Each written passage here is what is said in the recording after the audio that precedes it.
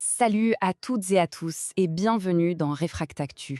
Aujourd'hui, on plonge dans une histoire qui glace le sang, qui refait surface des décombres de la guerre de Bosnie. On va parler des safaris humains de Sarajevo. Oui, le terme est terrible. C'est une histoire qui, après des décennies de rumeurs, fait aujourd'hui l'objet d'une enquête judiciaire en Italie. Alors, on va décortiquer tout ça ensemble. Voilà, c'est ça, la question centrale, la question qui choque, qui est presque inconcevable. L'idée que des gens, de riches occidentaux, auraient pu payer des fortunes, pas juste pour observer un conflit de loin, mais pour y participer de la manière la plus macabre qui soit. Et c'est justement ça qui change tout. Parce que fin 2023, le parquet de Milan a officiellement ouvert une enquête. Ce qui n'était qu'une rumeur persistante, vous savez, depuis les années 90, et bien d'un coup, ça a pris un poids judiciaire considérable. On est passé de la rumeur à une procédure criminelle bien réelle. Alors concrètement, de quoi parle-t-on? Le terme qui est utilisé, c'est celui de safari de l'horreur. Les allégations décrivent un système organisé, qui aurait permis à de riches touristes de se transformer en snipers le temps d'un week-end. Et le prix de cette expérience macabre? D'après les sources de la plainte, tenez-vous bien, les participants auraient payé jusqu'à 100 000 euros. Une somme colossale. Pas pour un bien de luxe, non, mais pour le droit de tirer sur des civils sans défense. Et là, on touche peut-être au plus effroyable. C'est la nature purement transactionnelle du crime. L'enquête fait état d'une sorte de grille tarifaire avec même un supplément pour le meurtre d'un enfant. C'est une logique de chasse, froide, calculée, mais appliquée à des vies humaines. C'est à peine croyable. Et combien de personnes auraient participé à ça? Les estimations évoquent entre 100 et 200 individus. Il s'agirait principalement de riches occidentaux, des Italiens, mais aussi des Français, des Allemands ou des Britanniques, décrits comme des passionnés d'armes à la recherche de sensations extrêmes. Cette citation d'Ezio Gavazzeni, qui est le journaliste à l'origine de la plainte, est absolument cruciale. Elle balaie toute motivation politique ou idéologique.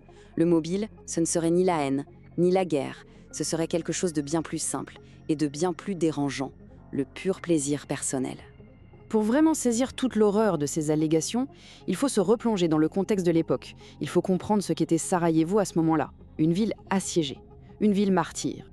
De 1992 à 1996, pendant 1425 jours, c'est le plus long siège de l'histoire moderne. Pendant tout ce temps, les habitants de Sarajevo ont été piégés. C'était une période de terreur ininterrompue, où le simple fait de sortir pour chercher de l'eau devenait un acte de survie. Et derrière cette chronologie, il y a le bilan humain. 11 541 morts. Ce n'est pas qu'un chiffre. Ce sont plus de 11 000 vies, des hommes, des femmes et plus de 1600 enfants. Chacun avec une histoire, une famille, tous fauchés par les bombardements et les tirs de snipers. Un nom est resté pour symboliser cette terreur. Sniper Alley, l'allée des snipers. C'était le boulevard principal de la ville, mais il était devenu un véritable champ de tir à ciel ouvert. Chaque traversée était un pari mortel, un sprint entre la vie et la mort, sous le regard des tireurs embusqués. Mais si on en parle aujourd'hui, c'est parce que la quête de vérité a été longue et sinueuse. Le fait que cette affaire arrive devant la justice, c'est vraiment le résultat d'un combat qui dure depuis plusieurs décennies. Le chemin a été long. D'abord, quelques articles de presse dans les années 90, mais qui sont passés un peu inaperçus. Et puis, en 2022, tout s'accélère avec un documentaire slovène, Sarajevo Safari, qui a vraiment relancé l'affaire. Ça a mené à une plainte en Bosnie par l'ancienne maire de la ville, et enfin, à la plainte déposée à Milan, qui a déclenché l'enquête dont on parle aujourd'hui. Ce combat, il est porté par des acteurs clés. D'un côté, ceux qui réclament justice, le journaliste Ezio Gavazzeni, l'ex-maire Benjamina Karic. De l'autre, les organisateurs présumés, les forces serbes de Bosnie, qui étaient alors commandées par Radovan Karadzic. Un nom déjà condamné par la justice internationale pour crimes de guerre et génocide. La plainte décrit une logistique qui fait vraiment froid dans le dos. Le voyage commençait à Trieste, en Italie. De là, un vol vers Belgrade, en Serbie, avant d'être pris en charge par des milices jusqu'aux positions de tir qui surplombaient la ville. Une véritable chaîne logistique au service de l'horreur. Ces faits, s'ils sont avérés, s'inscrivent dans un phénomène plus large et assez dérangeant, le tourisme de guerre. Mais, et c'est un grand mais, ce dont on parle ici, à Sarajevo, ça semble dépasser de très très loin la définition habituelle de ce terme. La définition classique du tourisme de guerre, c'est le fait de voyager vers des zones de conflit, pour observer ou par curiosité historique. C'est une pratique documentée qui existe d'ailleurs depuis longtemps. Et c'est là que réside la différence fondamentale, l'abîme qui sépare les deux. À Sarajevo, on ne parlerait pas d'observation passive, mais bien de participation active et meurtrière.